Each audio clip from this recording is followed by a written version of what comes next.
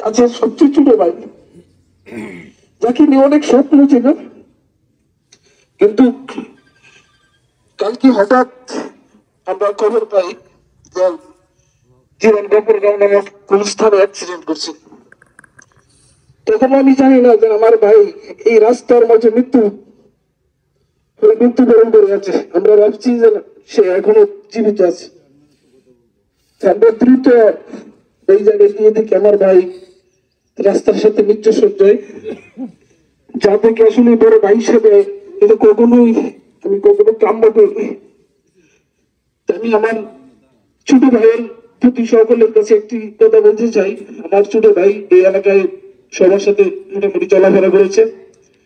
যদি কোনো দোকানদার এবং কোনো পাওনাদার কেউ কোনো কিছু যদি পেয়ে থাকেন, আমার ভাইরা ভাই যে কথা বলছে রিপুর ভাই সেখানে আপনারা আমাদের সবাইকে জানাবেন। আমরা চেষ্টা করব আমার ভাইয়ের সমস্ত দ্বারা পাওয়া উঠিয়ে দেওয়ার জন্য। এই বলে আমার সংক্ষিপ্ত বক্তব্য শেষ করি। বাদশাহ সিকান্দর আজকে খালি হাতেই গেল। দুইটা হাত বের করে রাখবা, যাতে সবাই দুনিয়ার মানসিকতা বুঝে যে বাদশাহী পাওয়ার পরে, রাজত্ব পাওয়ার পরে, জমিদারি পাওয়ার পরে খালি হাতেই বিদায় হইতে এলো। এজন্য মোহতারাম হাজিরিন, আল্লাহ তাআলা দুনিয়ার মধ্যে পাঠিয়েছেন আখিরাত কামাই করার জন্য। রাসূল বলেন ওই ব্যক্তি জ্ঞানী যে দুনিয়ার মধ্যে থেকে। আসসালামু আলাইকুম। আজকে আসলে খুবই দুঃখ ভারাক্রান্ত সকলেই। জানাজার নামাজের সময় অতিবাহিত হয়ে গেছেন।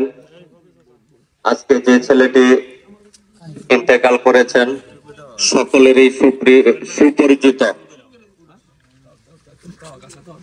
বীর মুক্তিযোদ্ধা রুহুল আমিন সাহেবের আদরের সন্তান, বাবার কাঁধে সন্তানের লাশ পৃথিবীতে সবচেয়ে কষ্টদায়ক। যে ছেলেটি মারা গেছেন সকলেরই প্রিয় ছিলেন, আমাদের খুব স্নেহের ছোট ভাই ছিল।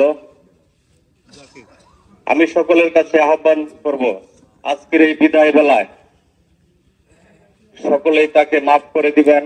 আল্লাহ পাক যেন তাকে বেহেশতের সর্বোচ্চ মাকাম দান করেন। সকলকে ধন্যবাদ। আসসালামু আলাইকুম। তাকে আমি জন্ম থেকে দেখেছি, মাসকরে গ্রামে সে জন্মগ্রহণ করেছে। মুক্তিযুদ্ধের রুহুল আমিন সাহেবের ছেলে। আমি তার জন্ম থেকে আজকে অবধি তাকে দেখেছি। আসলে দুঃখজনক ঘটনা, তার জীবনের শুরুতেই শেষ। শুরুতে অত্যন্ত মর্মান্তিক ঘটনা।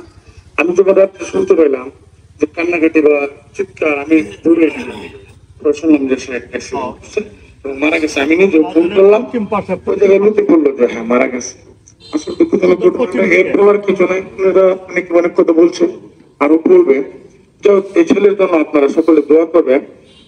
সে চলাফেরায়, কথাবার্তা, আচার আচরণের জন্য যদি কাউকে কোনো কষ্ট দিয়ে থাকে তাকে সকলে আমরা ক্ষমা করে দেবেন এবং আল্লাহ পাক যেন তাকে সর্বোচ্চ স্থান দান করে, সেটার জন্য সবাই আল্লাহর কাছে কামনা করবেন। আর তার চলাফেরায় উঠে বসা যদি কোনো ভুলভ্রান্তি থাকে তাকে মাফ করে দিন। আমি যতটুকু জানি সে খেলাধুলা নিয়ে ব্যস্ত। আমাদের এলাকায় যত ছেলে পেলে আছে সব তার সাথে সম্পর্ক, খুবই ঘনিষ্ঠ সম্পর্ক। আমি আর কিছু বলবো না, তার পরিবার যাতে সুখ সইতে পারে সেই প্রত্যাশা রেখে আমি সকলের কাছ থেকে